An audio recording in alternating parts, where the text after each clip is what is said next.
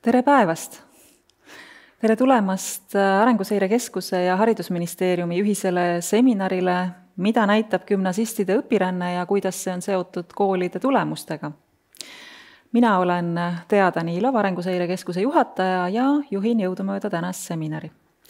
See teema, gümnasistide õpiränne, on hiljuti päris paljudele lapsevanematele pingelist aega ja meelehärmi põhjustanud, kui on selgunud, et laps ei saa siis kodule lähimasse või üleüldse mõistlikus kauguses asuvasse gümnaasiumisse, kuna sinna joosti tormi ka teistest omavalitsustest ja kohad said täis. Teisalt on paljud kodulähedased gümnaasiumid silmitsi kahaneva õpilaste arvuga nii rahvastiku kahanemise tõttu, aga ka selle tõttu, et osa kohalikke lapsi läheb paremat kvaliteeti otsides kaugemasse kooli. Hiljuti on valmis saanud mitu põnevat uuringut Haridusministeeriumi eestvõttel, mis sellele olukorrale andmepõhist valgust heidavad. Ja täna räägime nii sellest, millised noored ja kaudselt ka miks rändavad kaugemasse gümnaasiumisse, kuidas on gümnaasiumide tulemused seotud erinevate teguritega, sealhulgas kooli suurusega, ja räägime ka sellest, kui palju on õpirändureid eri omavalitsustes ja selle analüüsi aluseks on osaliselt Arenguseire Keskuse hiljutine analüüs kohalike omavalitsuste avalike teenuste tulevikust. Pärast ettekandeid saame arutada ka koos poliitikutega ja ka koos ettekandeid esitlenud analüütikutega, kas meil on probleem, milles see täpsemalt seisneb ja milline peaks olema riigi või omavalitsuste vastus kujunenud olukorrale. Hea publik, kes te jälgite meid workshopis, saate postitada küsimusi ja kommentaare. Kes vaatavad meid parasjagu ERR-i vahendusel, siis on võimalik samuti workshop avada, kui soovite kaasa lüüa, küsimusi küsida, arvamust avaldada. Ja just praegu näete ekraanil linki workshop.com ja ürituse tunnus on koolid. Kui te sisestate selle märgusõna koolid, te jõuate selle meie ürituse workshopi lehele ja ettekannete juures on küsinupud, saate sinna kirjutada oma küsimused ja kommentaarid. Ja hea publik, kes te viibite siin, vestluse ajal on võimalik teil käega märku anda, küsimusi küsida, saalis on selleks olemas mikrofon.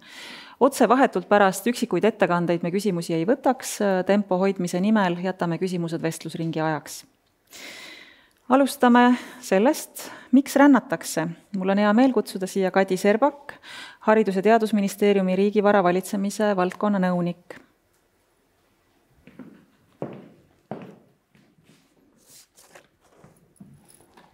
Aitäh! Tere, mina olen Kadi Serbak Haridus- ja Teadusministeeriumist ja tutvustan teile siis täna lühidalt analüüsi, mis räägib gümnasistide õpirändest. Kas ja millised tegurid eristavad siis lähimas gümnaasiumis õppivat noort kaugemal õppivast noorest. Alustuseks seda analüüsi ei teinud mina üksin, vaid me tegime seda koos Statistikaametiga.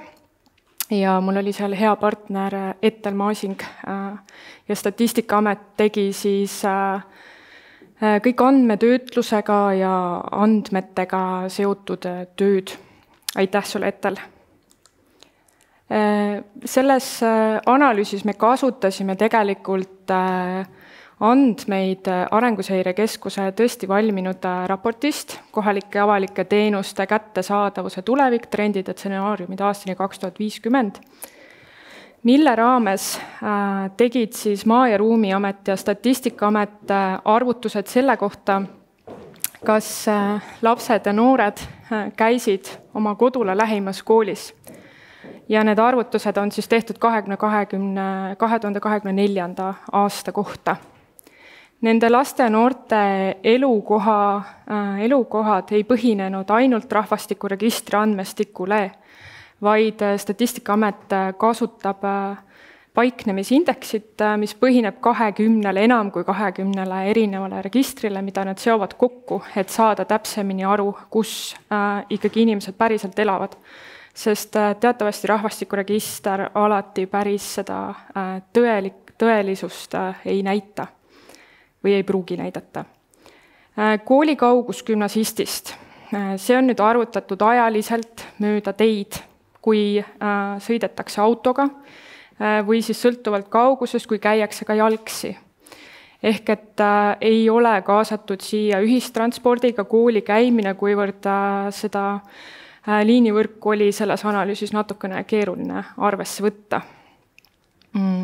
Gümnasisti kodule lähim on siis kool, mis asub siis tema kodule kõige lähemal või on siis teine kool ka 500 meetri raadiuses. Ja lähima kooli arvutustes ei võetud arvesse omavalitsuste piire, selles suhtes, et lähim kool ei pea asuma samas omavalitsuses. Mis oli siis meie analüüsi eesmärk? Arenguseire Keskuse raportist ju me kõik kuulsime, et 59% gümnasistidest ei õpi tegelikult oma kodule lähimas koolis. Siin on ka nüüd andmed välja toodud absoluutarvudes, et kodule lähimas gümnaasiumis õppis siis 8829 noort ja kaugemas siis üle 12 000. Ja siin on siis ka 2 kaarti, üks on siis Eesti kaart, kus kohalike omavalitsuste lõikes on siis välja toodud gümnasistide osakaalud, kes õpivad kodust kaugemal koolis ja mida tumedam see omavalitsus on, seda rohkem on siis neid gümnasiste, kes ei õpi kodule lähimas koolis. Et siit selgesti joonistuvad välja Tartu regiooni lähipiirkonnad ja siis ka tegelikult Harjumaa. Ja kõrval on siis ka Tallinna linnaosade kaupa kaart, mis samuti näitab siis gümnasistide rännet. Siit me näeme, et Viimsist, Mustamäel, Nõmmel on rohkem noori, kes ei käi kodule lähimas koolis. Nüüd meie analüüsimetoodika. Me soovisime nende gümnasistide andmetele juurde siduda erinevaid näitajaid, mis seletaksid, kas nad seletavad. Me tahtsime testida, kas vanemate emakeelel on mõju, vanemate kõrgemal haridustasemel, kas on mõju, kas vanemate sissetulekutel on mõju. Sissetulekutena me kasutasime palgatöö sissetulekuid, meil kahjuks ei olnud võimalik saada ülejäänud sissetulekute andmeid. Ja samuti me andmestikus eristasime siis Eesti keskmisi näitajaid ja maaliste piirkondade keskmisi näitajaid. Maaliste piirkondade eristamisel me lähtusime Statistikaameti Eesti haldus- ja asustusjaotuse klassifikaatorist, ehk siis EHAK-klassifikaatorist, mis eelkõige rahvastiku tihedusest lähtuvalt jaotab asustusüksused maalisteks, väikelinnalisteks ja linnalisteks. Toon lihtsa näite, näiteks Jõgeva maakonnas Mustvee linn, mis oma nimelt on linn, aga asustusüksuselt rahvastiku tiheduselt ta liigitub tegelikult maalise piirkonna alla, kuna elanike tihedus on väga hõre. Valimiskokku oli siis 21 485 gümnasisti, nendest maalistes piirkondades elas pea 6000. Piirangud. Iga analüüsi tulemuste tõlgendamisel on omad piirangud. Alustuseks see väljavõte on siin ainult 1 õppeaasta kohta. Samuti, kuna me siis põhinesime Arenguseire Keskuse uuringul, mille omakorda oli ju tellinud Regionaal- ja Põllumajandusministeerium, kes soovis näha siis seda, kui kaugel on teenused nende tarbijatest, siis seal analüüsis olid kaasatud ainult need teenused, mida pakub riik või kohalik omavalitsus, ehk siit analüüsist on väljas erakoolid ja need gümnasistid, kes õpivad erakoolides. Samuti väga oluline faktor ju selles, kus õpilane õpib gümnaasiumi puhul eelkõige on ju see, et millisesse kooli õpilane vastuvõetuks osutus. Ehk ta võis küll soovida õppida oma kodu lähimas koolis, kuid võib-olla ta lihtsalt ei saanud sinna sisse. Ja samuti siis veel kord see, et perede sissetulekute andmed ei ole selles mõttes täielikud, et siin ei ole toetusi, pensioneid ja ka ettevõtluses siis teenitavaid dividendide tulust.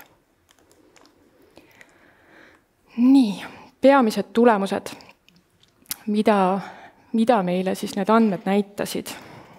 Kodust kaugemal gümnaasiumis õpivad suurema tõenäosusega need noored, kes elavad linnalistes piirkondades. Selles mõttes see tulemus on ootuspärane, et suuremates linnades ju neid koole, mille vahel valida, on rohkem. Ja maal elamine vähendab võimalust õppida siis kaugemas koolis circa 34%. Seega, kui noor elab linnalises piirkonnas, on suurem tõenäosus, et ta ei õpi oma kodule lähimas koolis. Linnasisene transport tõenäoliselt toetab seda, et on mugavam asustusüksuse siseselt reisida erinevate linnaosade vahel ja tõesti, see valik on suurem. Teine tulemus. Kodust kaugemal suure tõenäosusega õpivad noored, kelle ema ja isa bruto sissetulekud on suuremad. Taaskord, nagu ka varasemad uuringud on näidanud, ema sissetulek on suurema tähtsusega, omab suuremat rolli. Ja siin me nägime, et kui ema sissetulek on iga 1000 euro võrra suureneb kodust kaugemal gümnaasiumis õppimise tõenäosus 10% võrra. Isa sissetuleku puhul see mõju on väiksem. Regressioonimudelisse me vanemate haridust ei kaasanud, kuid selgelt nägime, et haridusel ja sissetulekutel on omavahel seos olemas. Nii et saab ka öelda, et vanemate haridusel on roll kindlasti. Mida me veel nägime? Eesti või vene kodukeelega õppijate puhul ei tulnud välja erinevus selles osas, kas nad õpivad kodule kaugemas või lähimas gümnaasiumis, need tulemused olid üsna sarnased. Kuid joonistus välja see, et rohkem kodust kaugemal gümnaasiumis õpivad need noored, kelle kodune keel on ukraina keel või mõni muu keel. See tulemus on selgitatav sellega, et suuremates linnades, näiteks Tartus ja Tallinnas, meil on ju koole, mis on tegelikult just keskendunud Ukraina noortele, siin Tallinnas on ju meil eraldi Vabaduse kool. Ehk siis need õpilased kontsentreeruvad just nendesse koolidesse, mis nende vajadustele vastavaid võimalusi pakuvad. Ja muu emakeelega kõik ülejäänud keeled ka, et siin ma arvan, et see seletus on rahvusvahelistes koolides, kus diplomaatide ja välisspetsialistide lapsed sageli õpivad just rahvusvahelistes koolides. Aga nende gümnasistide esindatuse valimis oli muidugi üsna väike, et Ukraina kodukeelega õppijaid oli 350 ringis ja muu emakeelega õppijaid oli ainult natukene üle 100. See meie regressioonimudel selgitab ära umbes 61% juhtudest eristab ära nende tegurite baasil, mis eristab siis noori, kes õpivad kaugemas või lähimas gümnaasiumis, ehk neid põhjuseid ja tegureid on tegelikult veel. Ja ma arvan, et üks väga oluline tegur ongi tegelikult just selles, et millisesse kooli õpilane sai sisse. Üks väga huvitav tulemus, see on ka üsna ootuspärane, kuid nüüd sai see ka arvuliselt selgelt ära tõestatud, et mida kõrgemad on gümnaasiumi keskmised lõpueksamite tulemused. Me vaatasime siis eesti keele eksamit, kitsas matemaatika, lai matemaatika 3 riigieksami tulemust, et mida kõrgemad on need tulemused, seda rohkem on koolis neid gümnasiste, kelle jaoks see ei ole kodule lähim kool. Ehk siis see näitab selgelt seda, et kvaliteet on oluline kooli valikul. Samas me võrdlesime ka neid koole, mis on õpilasele kodule lähim ja kust tegelikult õpitakse. Ja osadel juhtudel me nägime ka seda, et õpitakse koolis, mille tulemused on tegelikult, riigieksamite tulemused on madalamad kui kodule lähimal koolil. Kuid tõenäoliselt siin võibki olla tegu sellega, et lihtsalt ei saadud sisse sinna kodule lähimasse tugevamate tulemustega kooli. Ehk siis tegu võib olla sellise sunnitud teenusrändega. Kuid meil puudub selline keskne andmestik täna, kus me näeksime, kuhu noored kandideerisid, kuhu nad osutusid vastuvõetuks, kuhu nad ei osutunud vastuvõetuks. Nüüd õppimiskohustuse rakendumisel loodetavasti kevadel läbi siis SAIS-i me saame selle keskse info endale, kuhu noored kandideerivad, kui palju nad kandideerivad, kuhu nad saavad, kuhu nad osutuvad vastuvõetuteks ja kuhu mitte. Mida me edasi Haridus- ja Teadusministeeriumi poolt kavatseme analüüsida?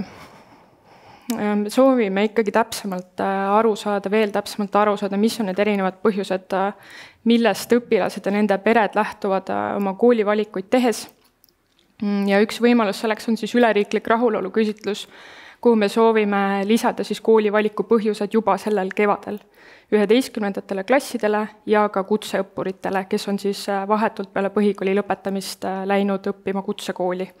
Et mis on need peamised tegurid, millest lähtuvalt nad otsustavad, kas ka kutsekooli puhul kuivõrd oluline on majutusvõimalus, kuivõrd oluline on ikkagi see, et ühistransport liiguks toetavalt, et saada seda infot juurde. Teiseks, Kagu-Eesti on olnud oma maakonna ülese gümnasistide rände puhul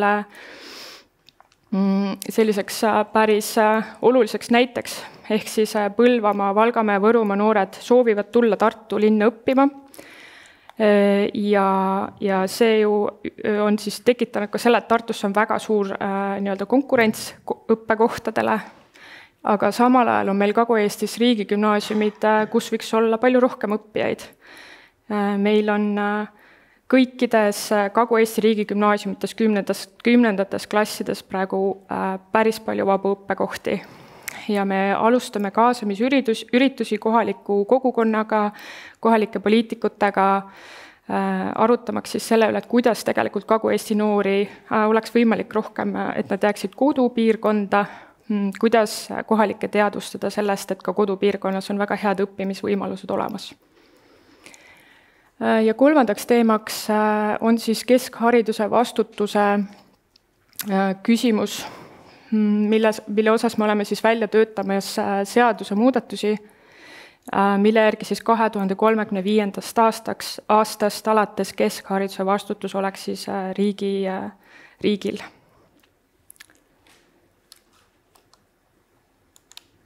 Nii.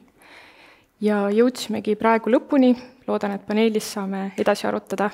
Aitäh!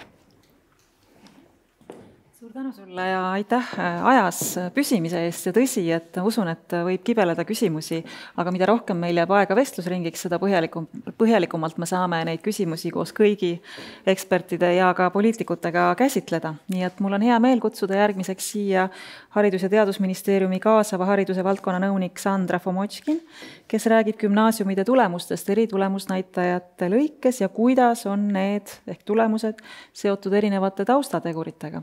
Ole hea. Tere päevast, minu nimi on Sandra Fomotškin, olen Haridus- ja Teadusministeeriumi kaasava hariduse valdkonna nõunik, aga täna räägin analüüsist, mille ma tegin veel analüütikuna ministeeriumis töötades. Tegelikult juba aasta tagasi sai see analüüs valmis ja põhjus, miks me tutvustame seda täna, on ühelt poolt selles, et see analüüs eraldiseisvalt ei pruugi väga palju öelda ja seda eraldiseisvalt vaadates on lihtne teha valesid järeldusi. Ehk et see analüüs on kirjeldav, ta näitab meile seda pilti andmetest, aga ta ei selgita väga palju selle olukorra põhjuseid ja kuna täna on tutvustamisel ka 12 analüüsi, mis just nimelt neid seoseid ja põhjuseid näitavad, siis on hea võimalus ka seda analüüsi täna siiski laiemalt tutvustada. Kõigepealt, mida me uurisime? Me uurisime seda, kas ja kuivõrd siis erinevate gümnaasiumide tulemusnäitajad erinevad taustatunnuste lõikes, ehk siis lihtsustatult öeldes, kas väikse gümnaasiumi tulemused erinevad suure gümnaasiumi tulemustest, kas riigigümnaasiumi tulemused erinevad munitsipaal- või eragümnaasiumide tulemustest, kas piirkondlikult me saame tuua tulemustes välja erinevusi ja kas puhta gümnaasiumi, niinimetatud puhasgümnaasium ehk selline kool, kus on ainult 10–12 klass, kas selle kooli tulemused on kuidagi erinevad nendest koolidest, kus on 1–12 klass või neid kooliastmeid, siis lihtsalt on rohkem ühes organisatsioonis koos, mitte ainult gümnaasiumiaste. Ja tulemusnäitajad, mida me siis analüüsisime, ühelt poolt ongi õpitulemused, mida peegeldavad riigieksamid, sealhulgas siis nii kitsas lai-matemaatika, eesti keele riigieksam, eesti keele kui teise keele riigieksam ja võõrkeele puhul siis vaatasime seda, et kuna võõrkeeles palju õpilasi üldse ei sooritagi võõrkeele eksamit, vaid teevad keele tasemetesti, et siis kui suur hulk on sellest gümnaasiumi lõpetajatest jõudnud vähemalt B2 keeletasemeni ühes võõrkeeles. Ja lisaks vaatasime siis tulemusnäitajate all ka katkestamise, täpsemalt õigemini võib öelda väljalangemise määra gümnaasiumist, samuti kui palju on jõudnud gümnaasiumi lõpetamiseni selle nominaalaja pluss veel 1 aasta jooksul, ehk nendest, kes alustasid, kui palju 4 aasta jooksul lõpetamiseni jõudis, kui palju on 6 aastat hiljem jõudnud kõrghariduse omandamiseni. Ja lisaks me vaatasime ka rahulolu näitajaid, et kui muidu nende andmete aluseks ongi siis Eesti hariduse infosüsteemi andmed, siis lisaks vaatasime ka rahulolu näitajaid, mis tuginevad riiklike rahulolu küsitluste andmetele, kus küsitletakse 11. klassi õpilaste rahulolu. Ja nagu öeldud, see analüüs valmis juba tegelikult aasta tagasi, mis tähendab, et aluseks olid ka 3 aastat varasemad andmed, vaatasime siis 3 aasta keskmist näitajat ja koolitasandi näitajaid, ehk et me ei vaadanud üksikute õpilaste tulemusi, vaid koolide keskmisi ja kõrvutasime siis neid. Nii et ma näitan teile hulka nendest tulemustest, mida me leidsime ja rõhutan, et see on ainult väike valik kõigist tulemustest, toon esile lihtsalt mõned võib-olla, et seda tervikpilti siis erinevate näidetega kirjeldada. Aga ma alustan üldsegi mitte siis gümnaasiumi tulemustest, vaid hoopiski sisseastujate tulemustest, mida me samuti analüüsisime, kuivõrd need õpilased, kes erinevad tüüpi koolidesse sisse astuvad, kuivõrd nende põhikooli lõpueksamite tulemused erinevad. Ja siit esimeselt pildilt on hästi näha see, et väiksemate koolide väiksematesse gümnaasiumitesse sisseastujate põhikooli lõpueksamite tulemused on olnud madalamad kui nendel õpilastel, kes on astunud sisse siis suurematesse gümnaasiumidesse ja see muutus või see kõver on üsna selline lineaarne, et võib täitsa öelda, et mida suurem kool, seda paremate tulemustega õpilased on sinna gümnaasiumisse ka astunud. Aga eraldi veel kord tahaksin siin rõhutada seda, et see ei näita meile seda põhjust, miks see nii on, eks, et see lihtsalt näitab, et õpilased millegi pärast on teinud selliseid valikuid. Kui vaadata piirkondlikku erinevust nendes sisseastujate tulemustest, siis siin ei ole see niivõrd üheselt öeldav, et ütleme ka, et erinevused nende erinevate piirkondade vahel on väiksemad, küll aga siin saab tuua välja, et eesti keele puhul siis eristub just Kirde-Eesti, et mis on mõnevõrra ka ootuspärane, et tõesti Kirde-Eestis ehk siis Ida-Virumaal on eesti keele ja eesti keele teise keelena põhikooli lõpueksamite tulemused olnud madalamad nendel õpilastel, kes on seal gümnaasiumisse astunud. Ja siis vaadates veel ka omandivormi järgi ja sellise koolitüübi järgi, siis siit tuleb välja see muster, et üldiselt riigigümnaasiumides siis matemaatika tulemused näiteks on olnud kõrgemad kui munitsipaalgümnaasiumidesse sisseastujatel, samas siis näiteks seal eesti keel teise keelena on see vastupidi. Ja täistsükli kooli puhta gümnaasiumi võrdluses me saame öelda, et puhtasse gümnaasiumidesse sisseastujate tulemused on mõnevõrra kõrgemad. Aga nagu siit pildilt on ka näha, et need on ainete lõikes erinevad ja need vahed võivad olla ka nii väikesed, et tegelikult siin selle taga võib olla ka selline metoodiline põhjus, et siin tuleb arvestada seda, et puhtaid gümnaasiumeid on oluliselt vähem, kui on niinimetatud täistsükli koole, riigigümnaasiume ja erakoole on vähem, kui on munitsipaalkoole. Nii et siin tuleb seda ka taustal silmas pidada, mis neid tulemusi siinkohal võib mõjutada. Vaadates nüüd juba tulemusi, ehk siis väljalangemist gümnaasiumi esimesel õppeaastal ja ka seda, kui palju nendest, kes alustasid ja jõuavad nominaalajaga lõpetamiseni, siis siin kõige suurem selline erisus tuleb välja jällegi kooli suuruse pinnalt. Ehk siis väikestes koolides on õppetööst väljalangejate osakaal olulisel määral suurem kui suurtes koolides, et siin eristuvad need kuni 49 õpilasega gümnaasiumid ikkagi päris suurelt. Ehk siis mida saab siin öelda, et nad võtavad vastu madalamate tulemustega õpilasi ja samal ajal siit me võime järeldada, et ikkagi ei suudeta piisavalt palju nende õppimist ja arengut toetada, et nad tegelikult selles gümnaasiumis ka püsiksid. Sest ka gümnaasiumistme lõpetajate osakaal näitab seda, et keskmiselt rohkem jõuab lõpetamiseni suurtes gümnaasiumides õppivaid õpilasi.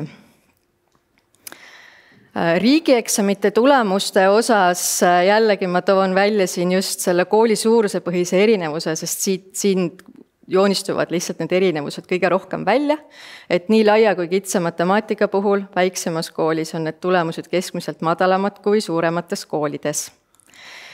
Eesti keel ja eesti keel teise keelena jällegi visuaalselt üsna sarnane pilt, et need osakaalud numbriliselt on erinevad, aga lihtsalt puhtalt see liikumine on sarnane. Nüüd eesti keel ja eesti keel teise keelena, kui vaadata piirkondlikult jällegi, ootuspäraselt andmed kinnitasid seda, et just nimelt Kirde-Eestis ehk Ida-Virumaal need tulemused on madalamad, kui on teistes Eesti piirkondades. Ja võin öelda, et sama tegelikult kehtib ka matemaatikas. Nii et see ei ole mitte ainult keeles nii, vaid on ka matemaatikas nii. Ja siis jällegi, kui vaadata nüüd koolitüübi põhiselt ja kooli omandivormi põhiselt, et siis samamoodi, nii nagu nende sisseastujate tulemustes oli, on siin ka riigieksamite tulemustes, et niinimetatud puhta gümnaasiumi tulemused mõnevõrra kõrgemad, riigigümnaasiumide tulemused mõnevõrra kõrgemad kui era- ja munitsipaalgümnaasiumides. Ja B2 taseme saavutanud osakaal võõrkeeles jälle täpselt sama nii nagu eelmiste puhul, et Kirde-Eesti on just nimelt siis see piirkond, mis eristub ülejäänud piirkondadest madalamate tulemustega. Edasiõppimine ja kõrghariduseni jõudmine. Uued andmed, visuaalselt pilt jällegi sarnane.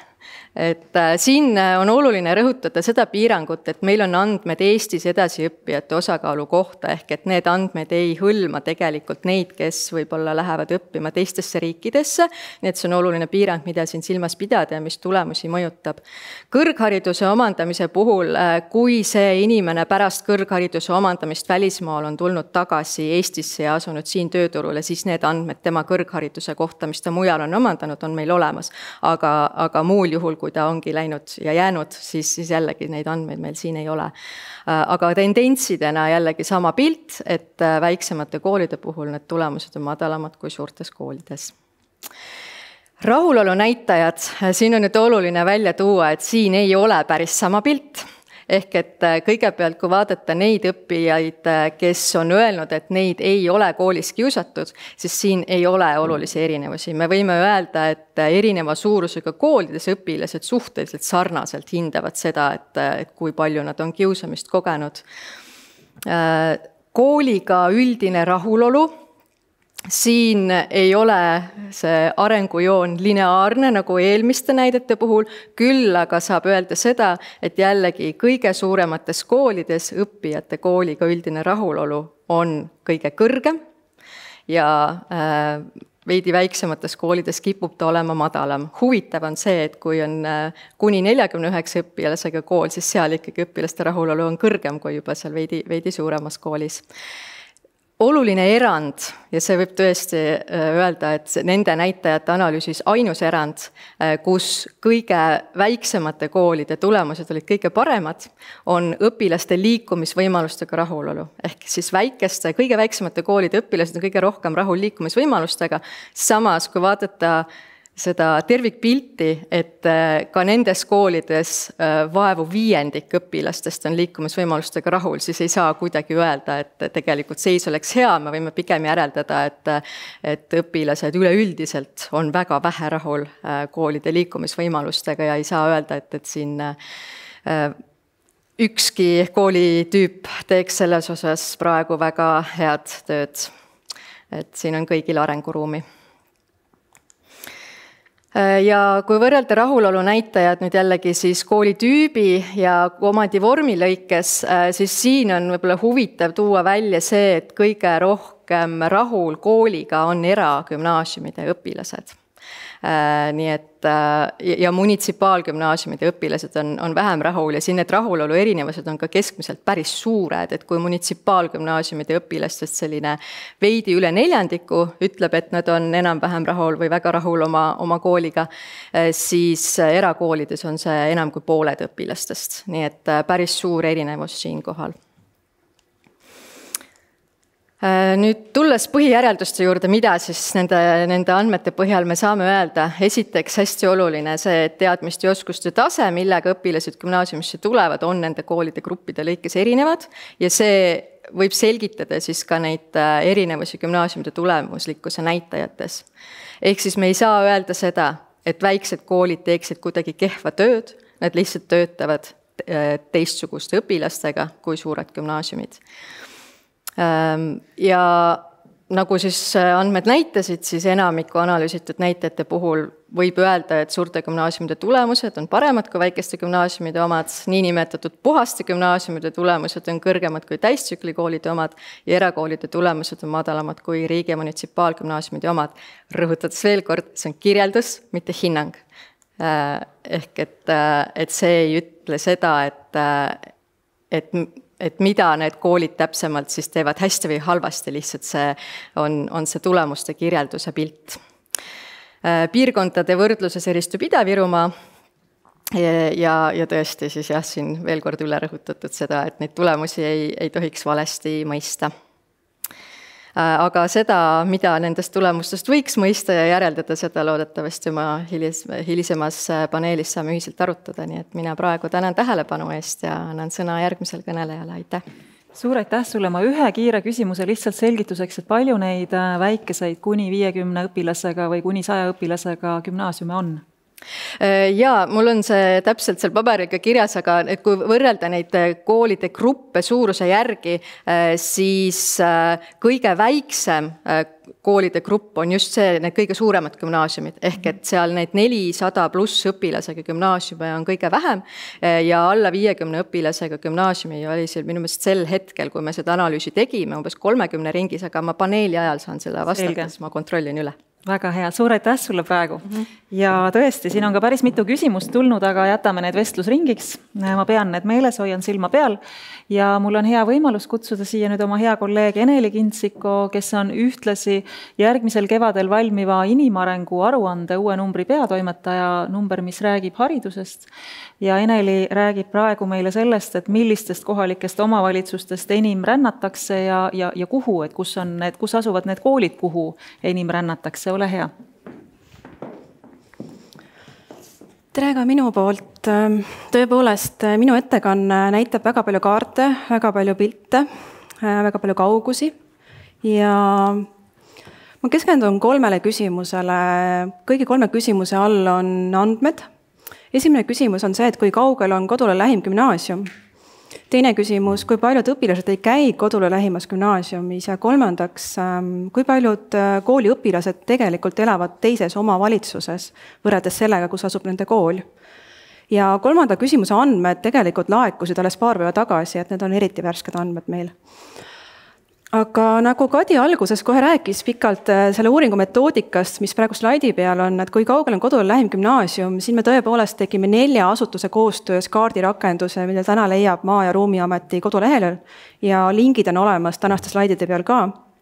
Aga kui kaugel on kodule lähim gümnaasiumin, ma kuvan korra ette Eesti kaardi, kus on kõik meie gümnaasiumid, kui ma ei eksi 2024 seisuga. ja see annab üldiselt hea pildi, et kus nad paiknevad, kui paneksime siia omavalitsuste piirid juurde, siis see pilt on päris kirju. Paljud gümnaasiumid näiteks on mitme omavalitsuse piiri peal, et selles mõttes see lähima gümnaasiumi valik on hästi keeruline protsess.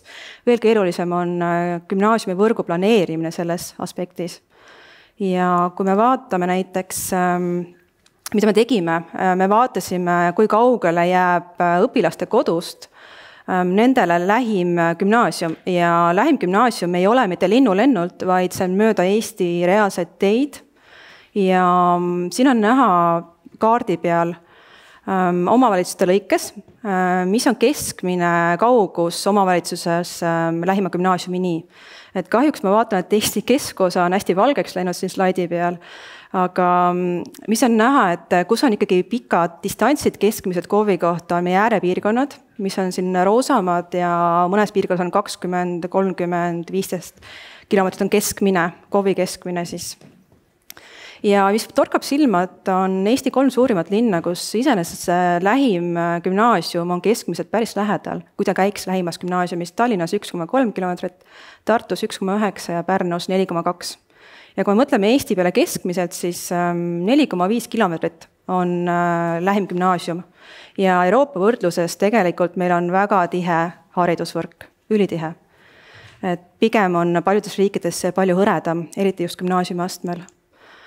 Ja kui me küsime järgmise küsimuse, et kui paljud õpilased siis ei käi kodule lähimas gümnaasiumis, meil oli ka võimalik see andmestik välja võtta, et võrrelda siis, kus nad käivad ja kas on neil kodul lähim gümnaasium, et jällegi Statistikaamet oli siin see, kes meil andmed linkis.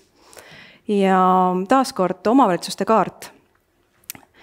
Ma pean kindlasti mainima, et kodule lähimas gümnaasiumis ei pruugi õpilane käia vabatahtlikult, et ta valibki kaugema, kas siis kvaliteedi tõttu või siis vanemad käivad kaugemal tööl, ta on kergem laps kaasa võtta näiteks.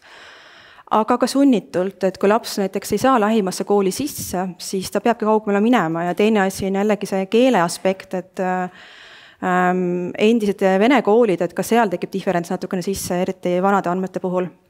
Et lähim kool võis olla näiteks tal Eesti kool. Ja mida me tuvastame siin kaardi peal tegelikult on need tumedamad alad, et väga hästi torkab silmeki see Harjumaa ja Tallinna ümbrus ja need omavalitsused ja siis on kõik see, mis on Tartu ümber. Me nimetaksime neid magnetpiirkondadeks, need on suuremad linnad ja nende lähipiirkonnad. Ühelt poolt on hästi intensiivne õpiränne suurte linnade sees ja teiselt poolt on nende linnade lähedal suurränne. Ja põhjus on hästi lihtne, et kui meil on väga hea transpordiühendus, siis sul on mõnes mõttes väga kerge mitte minna kodule lähimasse gümnaasiumisse, vaid nendeks Tartusse või Tallinnasse või siis Pärnu linna. Et tegelikult see transpordiühenduse kiirus ja sagedus on hästi oluline valikukriteerium ka, sest peame silmas pidama, et gümnaasiuastme noor on juba vara täiskasvanu, et ta on hästi iseseisev ja tihtipeale see inimene teeb ise oma valikut, kus ta tahab õppida.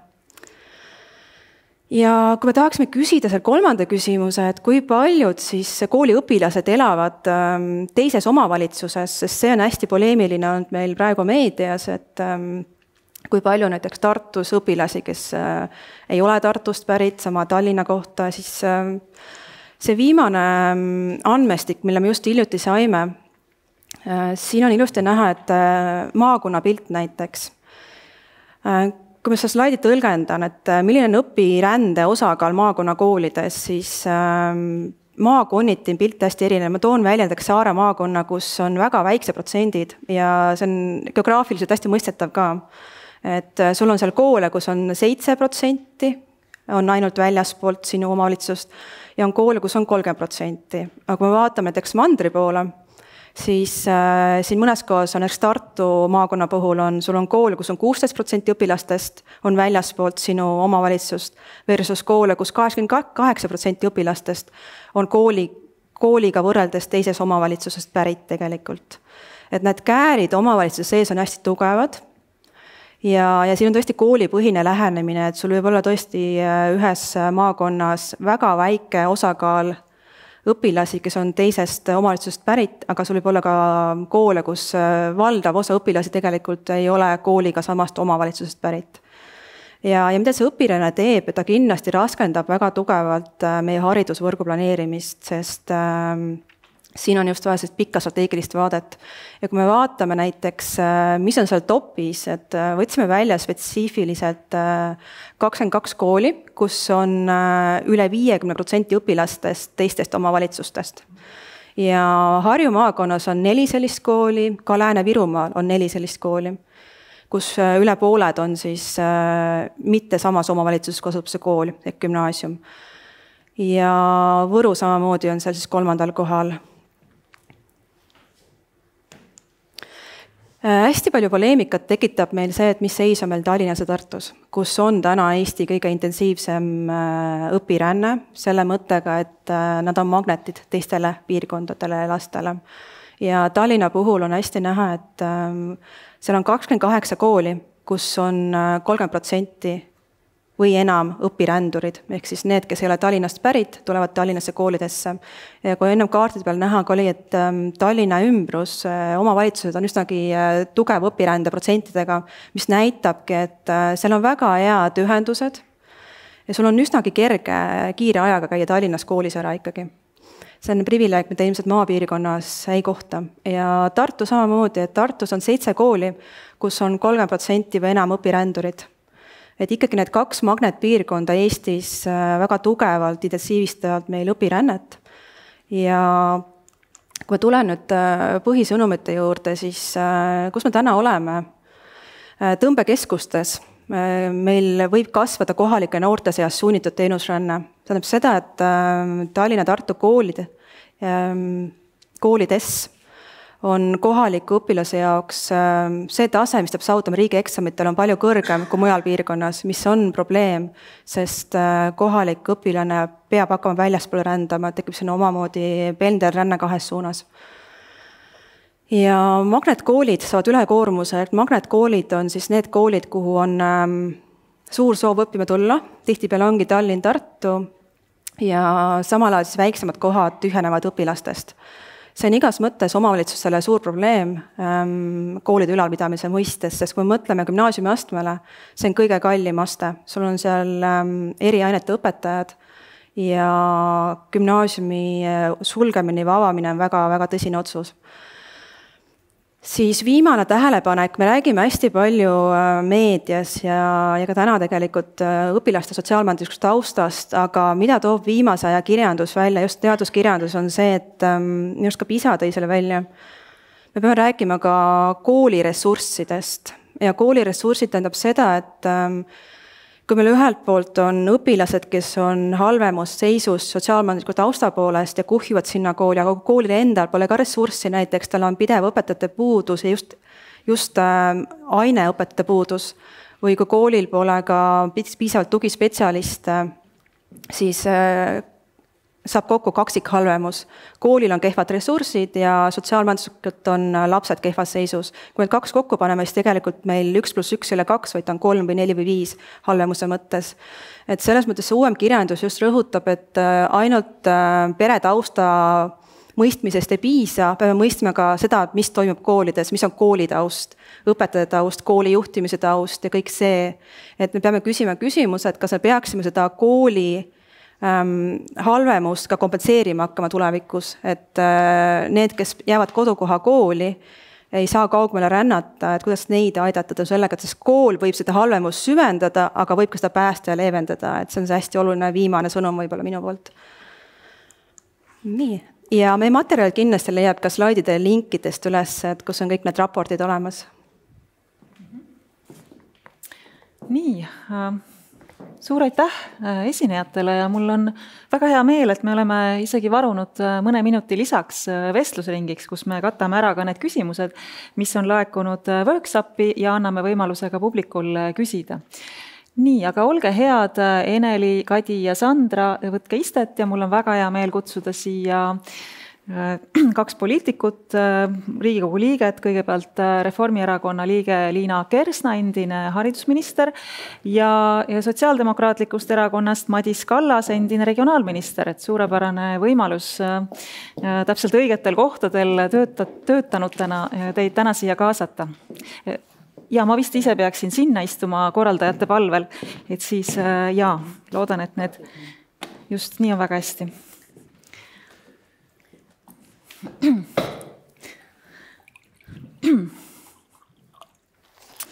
Nii, veel kord suur-suur tänu tulemast ja hea publik, olete teretulnud postitama küsimusi, siin on küsimusi tulnud ettekannete juures, meil on ka vestlusringi juures küsinupp, võite ka sinna kirjutada oma kommentaare ja küsimusi ja mõne aja pärast, kui me oleme avaringi ära teinud, siis kindlasti tõstan pilgu saali poole. Ootan kaasaelamist ja kaasalöömist, olen selle eest väga tänulik. Liina, alustame hea meelega sinust, sa istud ka siin nii sobivalt kõige lähemal. Olles nüüd kuulanud neid ettekandeid, kas meil on probleem ja milles see probleem täpsemalt seisneb? Eks see tegelikult ju näitab seda, et meie gümnaasiumivõrk on korrastamata. See on läinud oma soodu, seda ei ole tehtud palju aastaid süsteemselt ja läbimõeldult, kuigi arengukavad on juba ammu ju sõnastatud eesmärgi, näiteks, et maakonnakeskustes oleksid hariduskeskused, mis ühendaksid põhikooli järgse hariduse, kus noor inimene astub sisse ühest uksest, et ta saab valida, kas ta läheb akadeemilisele suunale, kas ta läheb suunale, kus ta saab keskhariduse ja kutse või ta läheb ainult kutseharidusse, aga see uks võiks olla sama. Miks see niimoodi on läinud, et me ei ole seda korda saanud, sest et tegelikult ju riigi gümnaasiumide võrk on justkui tehtud, need kokkulepped maakondades on olnud väga erinevad, kui riigi gümnaasium on korda tehtud osades piirkondades on see tähendanud ka koolivõrgu korrastamist, osades piirkondades ei ole see tähendanud seda, nagu näiteks Tallinnas. Nii et ma arvan, et meil kindlasti on probleem ja ma näen, et selle tuum on selles, et meil ei ole selgelt vastutajat, me tahame liikuda selles suunas, et põhikooli järgselt oleks vastutajaks riik, praegu on see kahasse vastutus ja siis me saaksime vaadata ka konkreetselt otsa kellegi poole, et aga miks meil ei ole neid transpordiühendusi? Miks ei ole transport korraldatud nii, nagu on koolilastele vaja või miks meil ei ole piisavalt õppekodukohti, kus siis laps saaks ööbida, kui ta tõesti on kaugemalt. Nii et probleem meil kindlasti on ja see lihtsalt näitab, et koolivõrku ei ole süsteemselt korrastatud. Jätku küsimusena, kas keskhariduse võtmine riigi vastutusele lahendaks olukorra ja kui kaugel me sellest oleme? Ma arvan, et ta leevendaks just selle mõtte ka, et meil on siis üks institutsioon, kelle poole vaadata. Praegu käib selline üksteise nagu süüdistamine, et riik ütleb, et kohalikud omavalitsused ei tee piisavalt, kohalikud omavalitsused ütlevad, et riik piisavalt neid ei toeta, et nad neid samme ei tee. Nii et ma arvan, et see kindlasti aitaks koondada ka riigis jõude selleks, et see süsteem toimima saada. Samas ega ma nüüd optimist ka ei ole selles suhtes, et riigil on olnud võimalus seda teha. Just meenutasin, et 2021, kui mina olin minister, olin ma Riigikogu ees haridusvaldkonna arengukavaga, kus on sees hariduskeskuste idee ja kus me täna oleme, meil ei ole isegi täna pilooti, et kus need kokku panna. Me praegu liigume piloodi suunas. Isegi Hiiumaal, väikeses omavalitsuses, me ei ole suutnud ühe juhiga panna käima seda hariduskeskuse ideed. Nüüd vast saame selle tehtud seal Hiiumaal ka, aga ei ole. Aga kui sa küsid, et kui kaugel me oleme, siis me oleme tegelikult päris kaugel, me oleme iseenesest poliitilisel tasandil, oleme me selles koalitsioonis kokku leppinud, et see vastutus tuleks kohalikule omavalitsusele või tähendab riigile siis põhikooli järgselt, aga see protsess võtab kindlasti aega ja see peabki olema selline läbimõeldud ja läbi arutatud protsess kohalike omavalitsustega ka. Et siin ma tegelikult ei ole tormaja, et ma pigem tahaks, et see protsess oleks läbimõeldult tehtud. Madis, esiteks, kas sa leiad sama, et riik peaks võtma keskhariduse eest vastutuse enda kätte endise regionaalministrina, kuidas see mõte tundub ja teisalt ka siis, et kas või kus sina selles teemas, selles päris suures gümnasistide õpirändes probleemi näed? Tere! No esmalt ma arvan, et me peamegi lähtuma sellest, et meil oleks igal pool tagatud hea siis gümnaasiumiharidus ja nägime ka nendest ülevaadetest, et meil on koole, kus me seda ei suuda ja siis tagada või vähemalt sellisel tasemel tagada, et mina või keegi teine lapsevanemana ütleb, et jah, et ma tahan just, et minu laps õpib selles gümnaasiumis. Ja kui praegu vaatame, et kohalikud omavalitsused teatud erinevatel põhjustel ei suuda seda tagada igal pool, siis ma olen ka seda meelt, et riik on kindlasti tugevam omanik ja tugevam mõjutaja. Olgu see siis nii nagu kohalikel omavalitsustel on teatud tasandusfond, millega me siis tasandame neid erisusi, et riigil on nagu see hoob ülevalt vaadates kergem neid erisusi tasandada, vajadusel mingeid investeeringuid teha, et see on nagu see positiivsem pool, aga mida ma näen negatiivse poolena on see, et ikkagi me teame, et Haridus- ja Teadusministeerium, valitsus asuvad üldjuhul Tallinnas, vähesel määral ka Tartus, et kui need otsustamise koht läheb nagu niivõrd kaugele siis erinevatest regioonidest, olgu see Ida-Virumaalt või Hiiumaalt või Saaremaalt vaadatuna, et seal võivad tekkida mingisugused teised nagu alused, olgu see siis raha, olgu see siis väga selge hariduse tase, mis peabki olema oluline, aga me ei tohi nagu kuidagi vähem tähtsaks pidada ka seda, et igalt pool, kus meil praegu inimesed elavad, oleks võimalik mõistliku ajaga gümnaasiumiharidust saada ja seda tunnetavad kindlasti paremini kohalikud omavalitsused. Et suures printsiibis ma ei ole vastu, aga ma arvan, et seal on neid ohukohti päris palju, mida me peame arvestama ja miks see võib-olla protsess ei ole ka nii kiiresti läinud.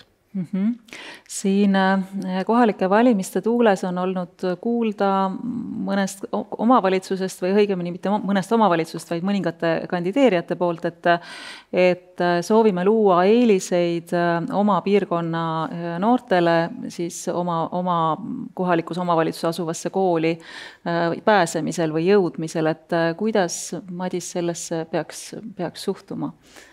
No, ennekõike ju oleks ju loogiline, et rääkimata põhiharidusest, et ka tegelikult gümnaasiumiharidus võiks olla ikkagi võimalik kodu lähedal.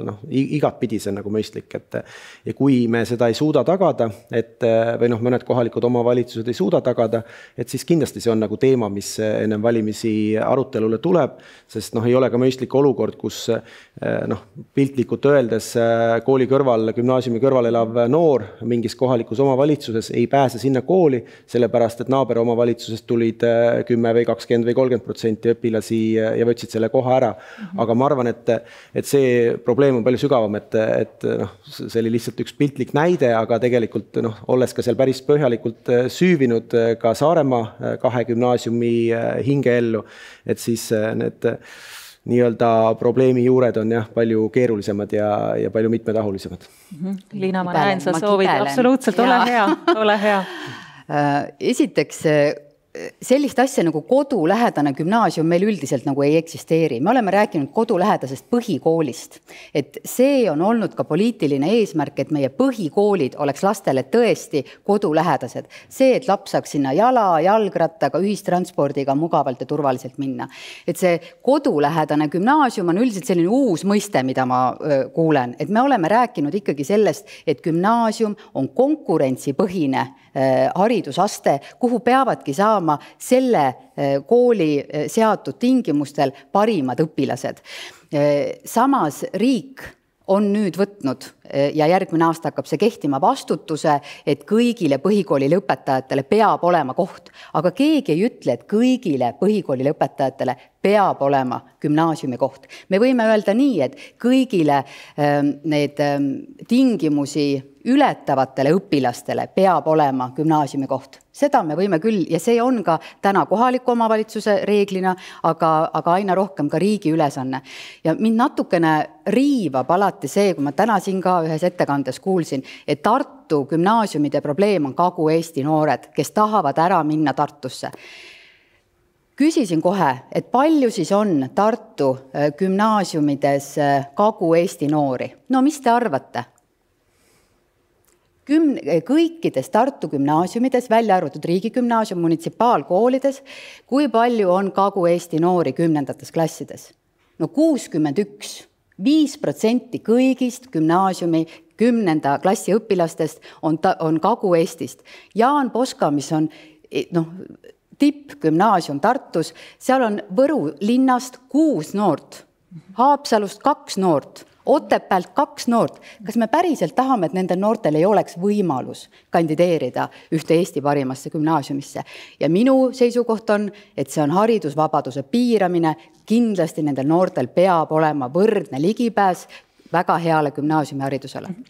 Ma tulen nüüd, see on väga hea koht, kust jõuda selleni, et meil on tegelikult teatud hulk noori, millest ka Kadi rääkis, ma annaksingi vahepeal Kadile sõna, kes on sunnitud rändama kaugemale, sest et nad omade tulemustega ei saa sellesse oma eelistatud lähemal asuvasse gümnaasiumisse sisse. Kas sa oskad täpsustada, kui palju neid noori on ja siis me võiksime jõuda selleni, et mis on siis kohaliku omavalitsuse või riigi vastutuse kohustus selliste noorte puhul? Jah, Kadile kõigepealt. Ja, aitäh. Nagu ma enne ettekandes mainisin, et kahjuks meil selline keskne andmestik selle kohta puudub, et kuhu noored kandideerisid, kuhu nad osutusid vastu võetuks, et seda andmestikku meil kahjuks täna ei ole, ehk seega ma ei saa vastata sellele, kui palju noori on sunnitud osalema teenusrändes. Mul on väga hea meel, et praegu siia debatti tegelikult tuli sisse see teema, et natukene me nagu räägime sellest, et justkui gümnaasium oleks ainuke võimalus oma õpingute jätkamiseks. Et tegelikult meil on ju ka kutseharidus, kutsekeskharidus, me läksime üle 4-aastastele õppekavadele, kus me oleme suurendanud üldharidusainete mahtu ja osakaalu. Et kindlasti gümnaasium ei ole ainus jätkamisvõimalus. Aga kui tulles nüüd selle juurde, et kui nüüd on see noor, kes ei saanud sisse sellesse lähimasse gümnaasiumisse ja võib-olla see järgmine gümnaasium on päris kaugel, näiteks teises omavalitsuses, sinna tuleb hommikuti on päris pikk maa sõita, võib-olla ta peab seal leidma omale ajutise majutuse, kus ta elab nädala jooksul, on ju, käib kodus ainult nädalavahetusel. Kas või mis on siin kohaliku omavalitsuse roll seda noort aidata, võib-olla ka neid kaasnevaid kulusid kompenseerida. Kas keegi oskab sellele, jah? Mina võin ka vastata, aga ma ei taha võtta. Aga Madis, kas, ja sul oli enne ka üks remark tegelikult, mis kibeles? Mul oli lihtsalt see remark, et ma ei ole ju ilmtingimata selle poolt, et peab olema gümnaasium. Ma olen nõus, et gümnaasiumi noor on kõige liikuvam, kõige vabavam noor, kuna tal ei ole veel üldjuhul peret, ei ole laene, ei ole mis iganes muid siduvaid asju, et selles mõttes ma nõus. Aga mis mind nagu meeletult Eesti selle üldise arengu puhul nagu häirib, on see, et kahjuks me teame, kuhu nad tekivad ja kahjuks me teame, kuhu see elanikkond koondub. Ja see on väga kurb, nagu, et ma olen nõus, et võiks rohkem Tartu või Tallinna noori valida, ma ei tea, Haapsalu, Läänemaa, valida Saaremaa, valida Pärnu, valida Kesk-Eesti. Et pigem ma tahan nagu öelda, et see on see suur murekoht, et ma ei ütle, et noored peavad ilmtingimata käima seal, aga meil on tekkinud, või kõige lähemas gümnaasiumis, aga meil on tekkinud see olukord, et kahjuks me näeme, kuhu nad üldjuhul liiguvad ja need ongi Tartu, Tallinn ja vähesem määral siis teised suured linnad. Aga mida saab kohalik omavalitsus teha? Mina näen ka ja tegelikult keegi juba välja tõi, on ikkagi ka ühiselamute nagu selline nagu oluliselt suurem nagu roll tegelikult gümnaasiumi ja ka kutsehariduses, et see on nagu üks väga suur takistus noortel siis oma koolide, ütleme, heal kujul jätkamisel on see, et elamispinnad Tallinnas, Tartus väga kallid ja kui me soodustaksime just ka teistes piirkondades just elamispindasid ühiselamu näol, üürikorterite näol, et ma arvan, et see oleks üks asi, kus kohalik omavalitsus koos riigiga saaks oluliselt rohkem üle alla panna. Ja ma olen väga nõus ja see eeldabki sellist süsteemset lähenemist, et kui on riigi vastutada põhikooli järgne haridus, siis on tal oluliselt, ütleme, ta on rohkem ka motiveeritud ja tunneb ka vastutust, et ta peab pakkuma neid elamiskohti ja ka korraldama transporti. Ma olin sel ajal Stenbocki majas kommunikatsiooni peal tööl, kui oli peaminister Andrus Ansip ja haridusminister Jaak Aaviksoo ja kui ERMi rahadest või need Euroopa Liidu rahad, millest pidi ehitatama ERM, jäid kasutamata, sest nad ei jõudnud oma asjadega valmis, siis ma olin selle otsuse juures, kus valitsus otsustas, et me kasutame selle raha riigigümnaasiumide tegemiseks. Jaak Aaviksel oli kõik väga ilus pilt, nagu idee paberi peal olemas, kuidas seda teha. Ja ma mäletan väga hästi seda, et seal sees oli nii elukohad kui ka transport. See oli selle plaani nagu normaalne osa.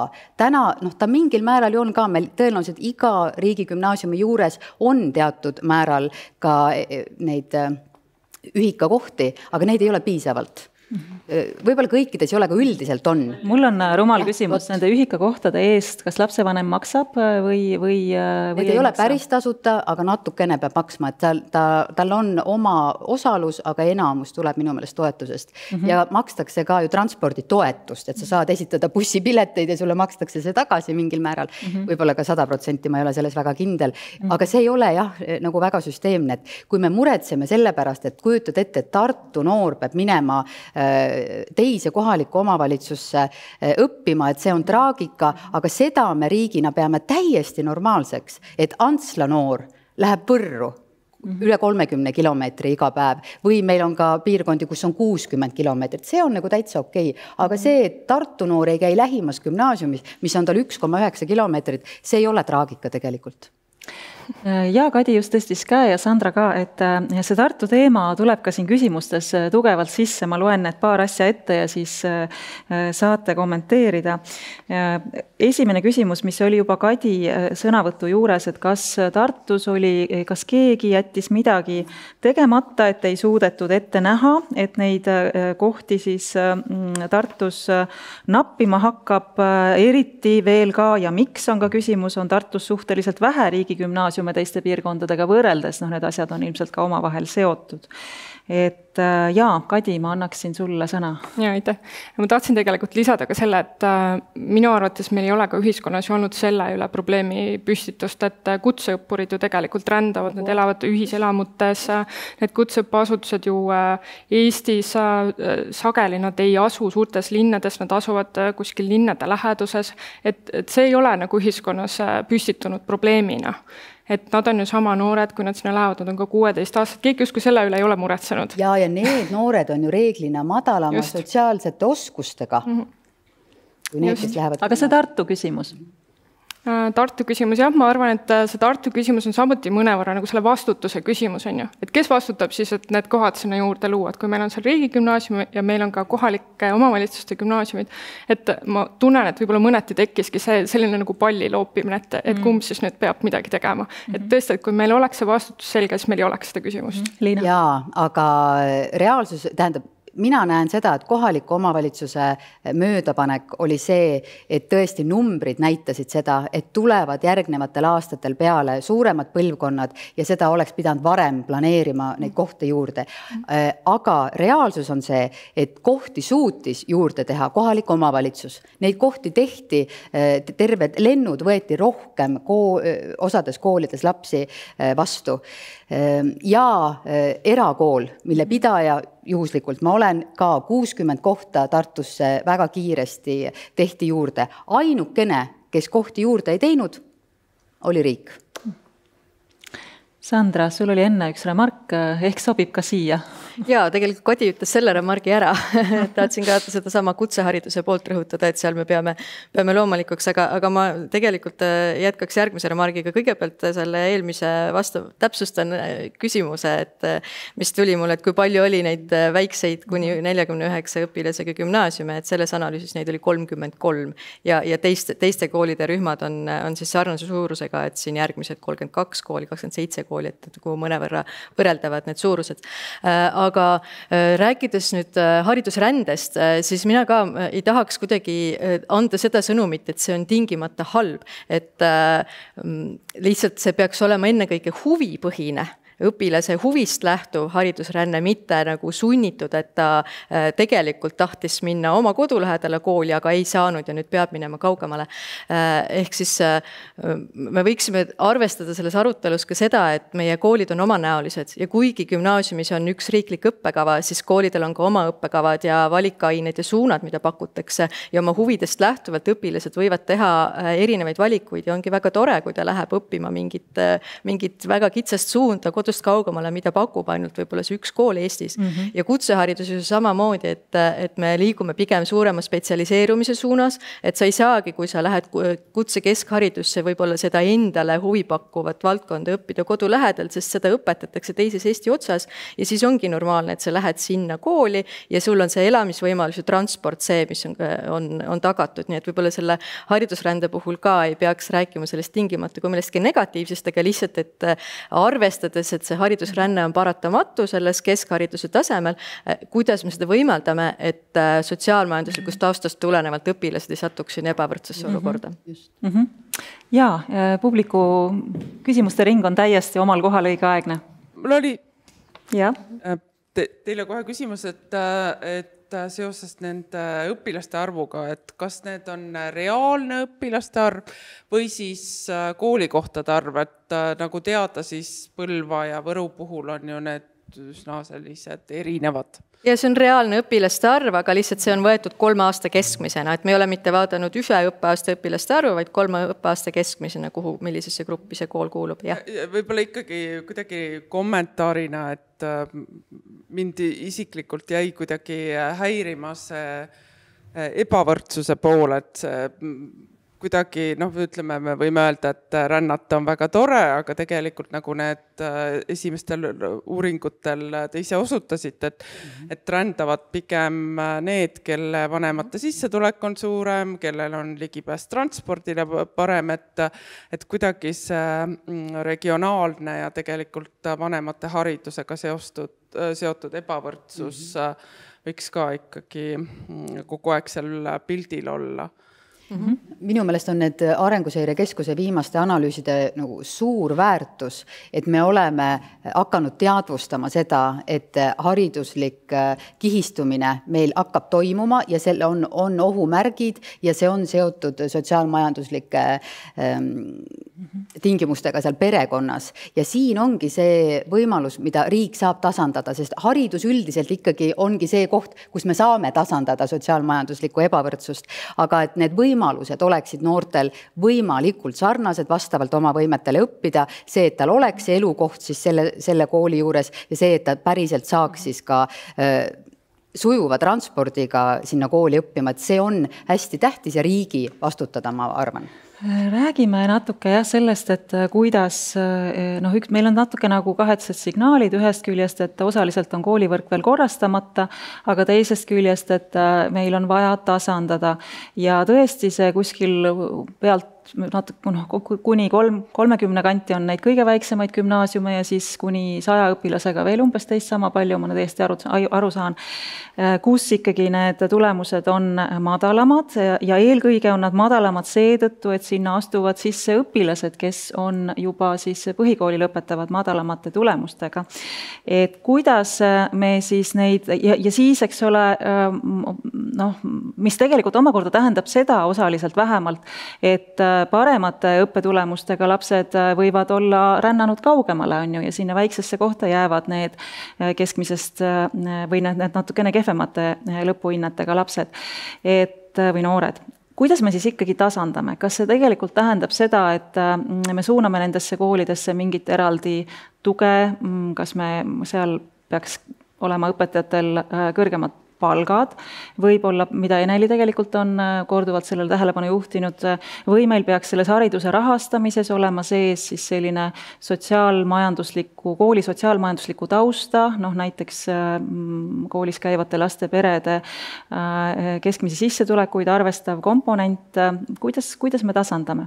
Siis keegi tahaks, Eneli, ole hea. Me räägime palju rahast, aga ma arvan, raha puhul on olulisem see, kuhu see raha läheb.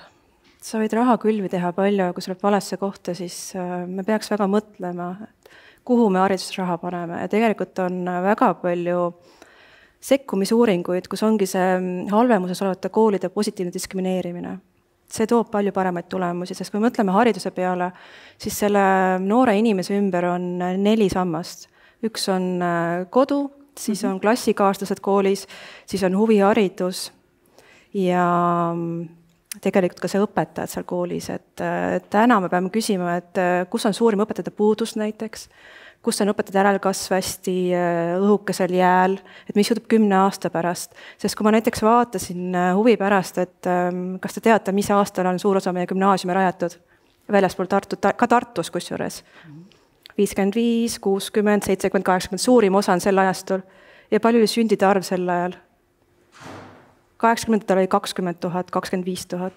Ja tegelikult see võrk on rajatud 25 000 õpilasele ja sellele piirkonnale vastavalt, kus siis inimesed elasid. Inimesed on ümber paiknenud ja inimesi on vähem, et seda, et võib-olla maapiirkonna sees on ka inimesed ümber paiknenud. Et täna peame küsima, et kuhu me ehitame selle haridusvõrgu lasteaiast tõesti gümnaasiumini järgneva 50 aastat silmas pidades. Et ma arvan, et meil on väga suur pärand minevikust, millega me täna tugevalt tegeleme ja me ei saa sellest siiamaani üle. Ja küsimus ei ole koolide sulgemises, küsimus on pigem nagu nutikates lahendustes, uute mudelite katsetamises. Ma arvan, ma olen väga veendunud, et tänasel maapiirkonnale ei saa olla linna kooli koopia. Meil on vaja uusi mudeleid sinna, täiesti uusi. Liina. Ja mina tahtsin öelda seda, et meil tegelikult on ka riigi poolt finantseeritud nii-öelda arengukoolide toetuse programm, kus siis ongi välja valitud sellised koolid, mille näitajad on negatiivsed, no need samad eksamitulemused, aga ka muud näitajad, rahulolu küsimused näiteks.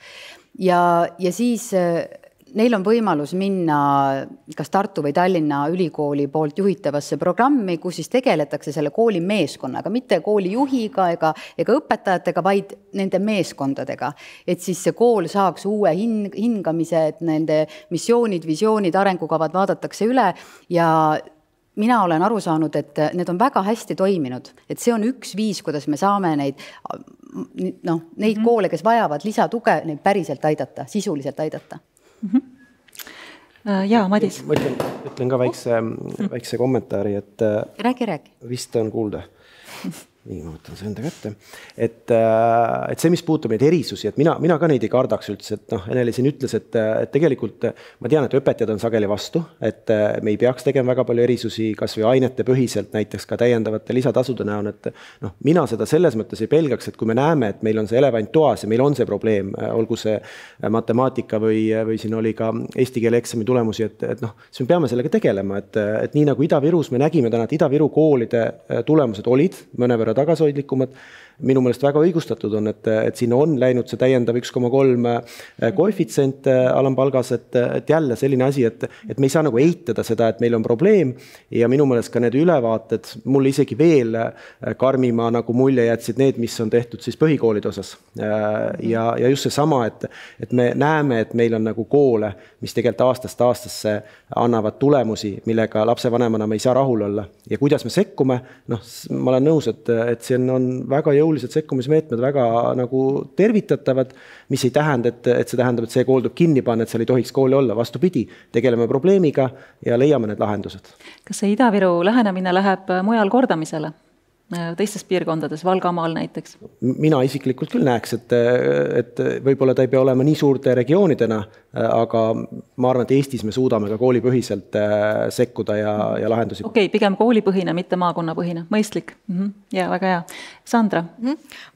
Tahan lihtsalt tähelepanu juhtida, et siin ka, kui seda süsteemi päriselt hakata kaaluma ja looma, et siis saatan peitub detailides, et milline mudel valida, et tõepoolest, et on võimalik teha seda õpilase põhiselt, et see kehvem kodune taust, nõrk sotsiaalmajanduslik olukord on justkui nagu hariduslik erivajadus, sest ka haridusliku erivajadusega õppijaid me täna toetame suurema koefitsiendiga kui ilma haridusliku erivajaduseta õppijat, et see oleks õpilase põhine lähenemine.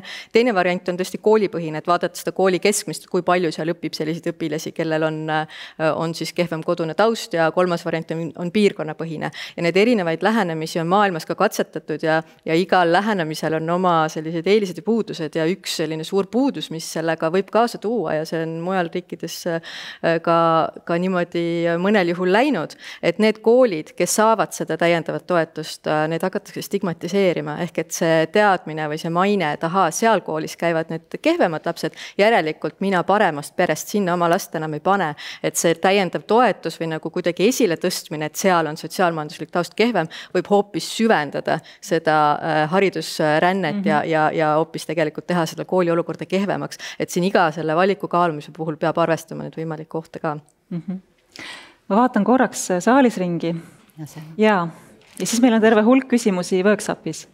Et ma küsiksin seda, et võt siin rõhutati nüüd väga seda, et nii-öelda koolide järeleaitamine, eks ole.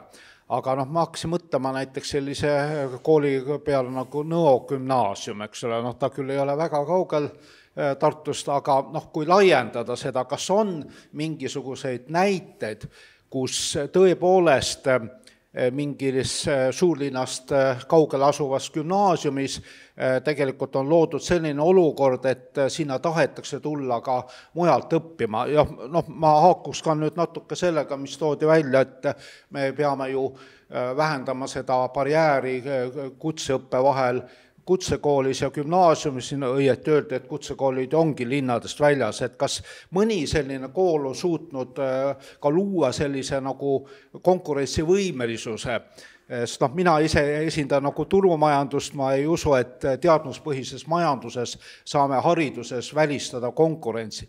Ja lõpetuseks veel selline provokatiivne küsimus, et mis oleks, kui näiteks Narvas oleks mõni selline gümnaasium, kuhu eestikeelsete perede lapsed tahavad väljaspool Narvat tulla õppima, kuna seal on mingi väga erinev spetsialiseerumine, kas see järsku ei aitaks kaasa ka ühtsele eestikeelsele koolile üleminekule Narvas? Ja lisaks Nõo koolile ma tooks esile ka Noarootsi, ma ise kasvasin seal lähedal, kindlasti neid on veel. Liina, ole hea. Mina tahtsin samamoodi öelda, et Noarootsi on minu meelest üks väga hea näide, mis on tõesti asustusest eemal, metsade ja mere ääres. Mina ka kandideerisin sinna, ei saanud sisse. Elu läks teistmoodi. Et selliseid näiteid kindlasti on ja minu teada on ka riigigümnaasiumides siiski ikkagi tulnud ka teistes piirkondades, näiteks Viljandi riigigümnaasium, ma saan aru, et see on väga populaarne, noortele meeldib sealne õhkkond ja sinna minnakse õppima, aga see eeldab just nimelt seda elukoha olemasolu, mis on Nõos ja Noarootsis on tagatud. Just.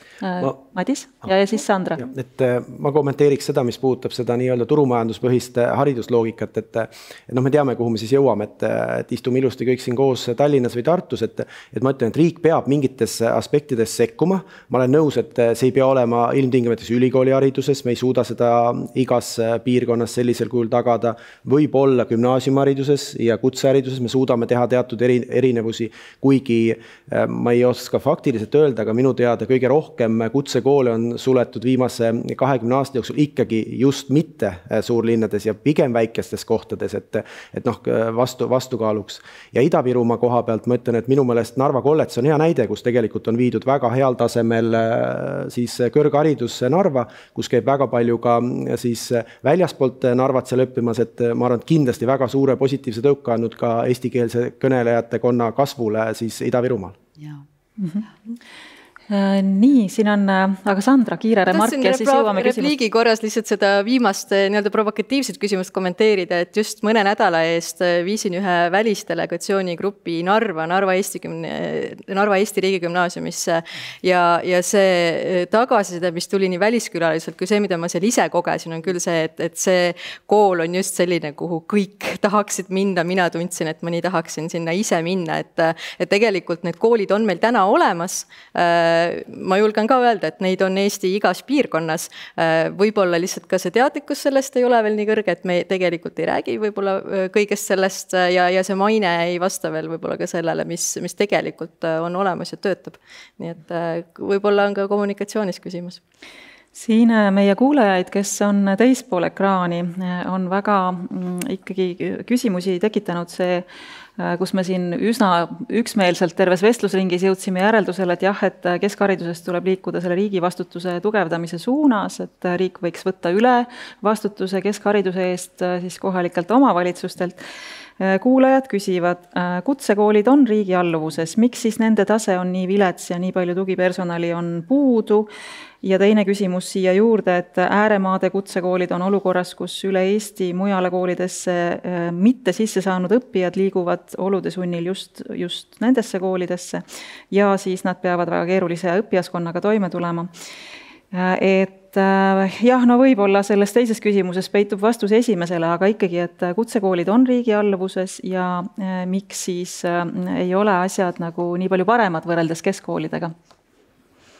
Mina tahaks küll siin küsida vastu, et millele tuginedes öeldakse, et kutsehariduse kvaliteet on hirmus vilets, et tegelikult on see ikkagi ju paranemas ja palju ka riigi jõupingutused on sellele suunatud praegu, et see muutuks paremaks ja mis puudutab konkreetselt siin, kui toodi välja tugispetsialistid, siis jällegi arvupõhiselt võib öelda, et täna on tugispetsialiste kutsekoolides rohkem, kui need kunagi varem on seal olnud. 5 aasta jooksul tugispetsialistide arv kutsekoolides on 2-kordistunud. Kas on piisav? Ei, loomulikult on probleem, et ikka ei ole piisavalt ja ikka on vaja juurde ja sellega loomulikult tegeleme, aga öelda, et riik oleks olnud kehvem koolipidaja, kui olid kohalikud omavalitsused andmepõhiselt, seda küll öelda ei saa. Ja samas ma väga ootan seda, et kui me järgmine kord oleme sarnasel seminaril ja tutvustame gümnaasiumide tulemusnäitajate analüüsi, et sinna on võetud sisse ka siis need 4-aastastel õppekavadel õppivad õpilased, nende sisseastumise statistikad, millised on olnud nende eksamite tulemused ja milliste eksamite tulemustega nad välja lähevad, et siis me saame ka ikkagi selgema pildi. Ma seda ettekannet vaadates kogu aeg mõtlesin seda, et ma nii tahaks näha, milline on kutsekoolide vaade, aga meil on olnud tõesti täna nii, et kutsekoolides on üldhariduse roll olnud minimaalne, tõesti väga-väga madal, seda me tahame muuta, aga see on protsess, mis võtab aega, et tuleb natukene anda aega. Aitäh. Räägime pisut veel ka sellest, et Madis, sina tõid sisse selle Eesti üleriigilise planeeringu teema ja tõesti planeering näeb ette, et Eestis võiks olla 10 keskuslinna ja tegelikult selle tuules ju oleks ka loogiline, et meil oleks ka 10 hariduskeskust või selles suurusjärgus vähemalt, et meil oleks üle Eesti küllalt ühtlaselt neid hariduskeskusi, mitte siis üksnes Tallinn, Tartu ja Pärnu. Et kuidas selleni ikkagi jõuda? Siin on ka inimesed küsinud, näiteks on kommentaar, et Lõuna-Eestis on ju olemas jutumärkides suurepärased riigigümnaasiumid, aga lapsed lähevad ikkagi Tartusse. Aga ei lähe. Sel Võru linnas ei läinud ju enamus noori ära. Enamus noori jäi Võrru, kes tahtsid gümnaasiumisse minna. Et ei ole nii, et kõik tahavad hirmsasti minna Kagu-Eestist Tartusse. Nagu ma ütlesin, 5% kõigist Tartu linna kümnendikest on Kagu-Eestist. Hästi, aitäh selle täpsustuse eest, väga-väga asjakohane. Aga see küsimus jääb, et ja me enne rääkisime ka, et need gümnaasiumid, kes ka võib-olla paiknevad, alati ei olegi ka võib-olla nendes 10 kõige keskuslikumas linnas, võib-olla on hoopis kaugemal, aga nad suudavad tänu oma eripärale ehitada välja mingid sellised atraktiivsed tõmbetegurid, et mingisuguse kallaku, midagi muud, miks noored soovivad sinna minna. Et kuidas ikkagi jõuda selleni, et meil üle Eesti oleks ühtlaselt selliseid tugevaid gümnaasiume, mis tõmbavad lapsi ligi? No ma arvan, et siin jõuame jälle riigi rollini, et mis puudutabki, et kes seda suudab tagada keskselt riik.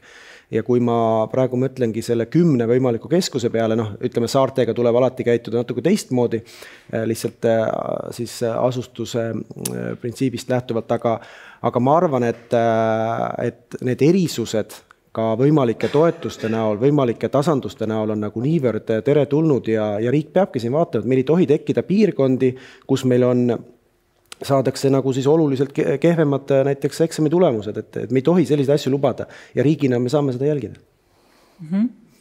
Eneli, kui hästi me seda praegu jälgime? Võib-olla on see ootamatu küsimus, aga tegelikult ju maakonniti on erinevused sees, on mul õigus? Siin on valemis on palju asju, siin kindlasti me ei taha sellest rääkida, aga me peame rääkima ka õpetajate tööturust, mis seisus me oleme ja just aineõpetajad, et kui me mõtleme, et 7. klassist hakkavad sul eriained, mis määravad su tulevikku. Ja ma toon hästi karmi tõsiasja, et kui riik kontrollib põhikooli lõpus meil eesti keele, võõrkeele ja matemaatika eksami tulemust ja ta ei taga nendes ainetes parimaid õpetajaid, siis tegelikult riik on mõnes mõttes läbi kukkunud.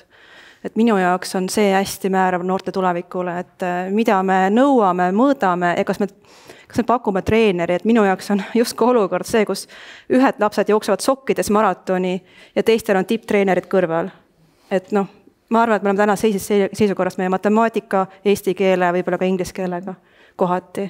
Ja see isegi see, kui meil on kvalifitseeritud õpetajad, see ei pruugi näidata, kas see tase on hea, sest ta on kvalifikatsioon teises aines võib-olla. Ta ei oska matemaatikat, aga ta on õpetaja kutse ja ta on magistrikraad. Et me peame väga tugevalt täna mõtlema andmepõhisele haridusanalüütikale. Meil on see potentsiaal tohutu ja täna ma arvan, et 3 uuringut ka näitasid, et me peame seda rohkem rakendama nii reformide eelsel mõjuanalüüsil kui ka reformide järgsel ja ka vahepeal tegelikult. Et meil on kõik andmed olemas Eesti e-riigina, et teeme mõistlikke otsused nende najal ja selline varane märkamine on meie riigi eelis tegelikult, kui me oskaks seda kasutada, eks. Sandra, ma suunaksin sulle veel ühe küsimuse iseenesest ja võib-olla Kadile ka, et tegelikult on väga hea näha, et need samad andmepõhised leiud on tegelikult käivitanud mõtteid, kuidas teisiti teha ja astutakse samme. Selles gümnaasiumide tulemusnäitajate analüüsis need taustategurid, mida te käsitlesite, seal ei olnud otseselt õpetajate kvalifikatsiooni või ütleme seda, kui suur on selles vaadeldavas koolis kvalifitseeritud õpetaja osakaal keskmiselt. Kas see jäi juhuslikult välja või seda pole põhjust sinna lisada, kas te kaalute seda? Seda on varem analüüsitud, me oleme seda vaadanud ka põhikoolide raames ja tuleb öelda, et ei ole seost. Ei ole seost? Ei ole seost, jah. Aga mis võiks põhjus olla, sest mul on küsimus jälle, kui kvalifitseeritud õpetajal pole seost õppetulemustega, siis meil on väga suur must kast. Miks me siis nõuame magistrikraadi ja õpetaja kutset, kui ei ole seost õpilaste tulemustega? Ja see on väga huvitav, sest sama selle ilma kvalifikatsioonita õpetajad on väga vähem kutsekindlad, nad vahetavad ametit nii palju rohkem, mis tekitab ebastabiilsust. Ma tahan rõhutada, et siin see põhjus, miks ei ole tulnud seos, on tegelikult ka selles metoodikas või mis andmed meil on kättesaadavad ja millise täpsusastmega, sest et kui me oleme seda analüüsinud, me oleme vaadanud koolide keskmisi, me ei tea seda, et kas nüüd just milline õpetaja on õpetanud vot seda lendu, kes tegi sel aastal eksamit, et kui me vaataksime täpsemalt nagu just nende õpilaste, kes tegid eksamit selle konkreetse õpetaja kvalifikatsiooni, võib-olla need tulemused oleksid teistsugused, aga kui me vaatame lihtsalt koolide keskmist näitajat, et kui palju on kvalifitseeritud õpetajaid ja siis mingi aine tulemusi, et sealt ei tule seost, aga see tegelikult ei näita nagu võib-olla ka seda päris õiget pilti, selleks meil oleks vaja täpsemaid andmeid, mida meil täna sellisel kujul ei ole olnud kätte. Ja tegelikult huvitav on see, et USAs on uuringud, mis on halva õpetaja efekt, nad on õpetaja tasandil vaadanud aastakäikude õpilaste tulemusi pärast tööturul. Kuidas on USAs on see võimalik, andmete põhiselt Eestis ei ole, ma ei saa sellest aru. Teeme hästi kiire lõppsõna, Liina ja Madis saavad öelda viimased repliigid, sest et nad peavad lahkuma, kiirustama komisjoni istungile ja siis saame lõpuringiga jätkata. Ja mina tänan nende analüüside eest, need on mul salvestatud ja kindlasti saavad olema ka minu töölaual olemas, aga oluline on see, et me jääksime kindlaks, et põhikooli